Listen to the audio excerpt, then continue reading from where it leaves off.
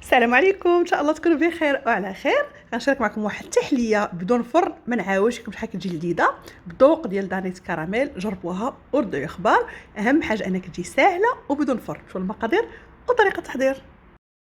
بسم الله. خديت طنجره اللي غادا ندير فيها 4 ديال الكيسان ديال الحليب، وغادا نضيف 3 المعالق كبار ديال سكر سنيده، 3 المعالق كبار ديال المايزينا او النشا، 2 معالق كبار ديال الكاكاو الحلو اللي كنديرو مع الحليب، 1 فلون كراميل، وغادا نضيف واحد الساشيه ديال سكر فاني، وواحد المعلقه كبيره ديال القهوه سريعه الذوبان.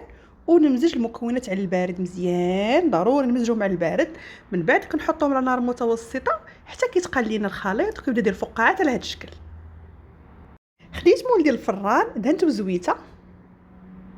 من بعد غادا نضيف ليه بسكويت. تقدروا تستعملوا اي نوع كتفضلوا. نحاولوا انا ندير هذه المرحله ديال البسكويت قبل ما نحطوا الخليط على النار. من بعد هو سخون درتو هكا من الفوق، نحطه في الثلاجه مده نصف ساعه. بعد نصف ساعه برد ليا الخليط. نقدروا نزينوه من الفوق بدانيت كراميل او نزينوه بدانيت شوكولا او نزينوه بالشوكولاته ندوبوها هكا ونديروها من الفوق. درت واحد الملعقه كبيره ديال الكاكاو زينت به من الفوق، وتناولوها بالصحه والراحه. اذا هذا هو الفيديو ديال اليوم، تحليه بدون فرن سهله سريعه، واهم حاجه انها كتجي لذيذه بزاف. غير جربوها وردوا لي اخبار. الى عجبكم الفيديو ما تنساوش لايك والاشتراك في القناه باش توصلوا بجديد الوصفات. شكرا لحسن المتابعه، شكرا لتعليقاتكم الزوينه المحفزه اللي كتخلوا لي. بارك الله فيكم.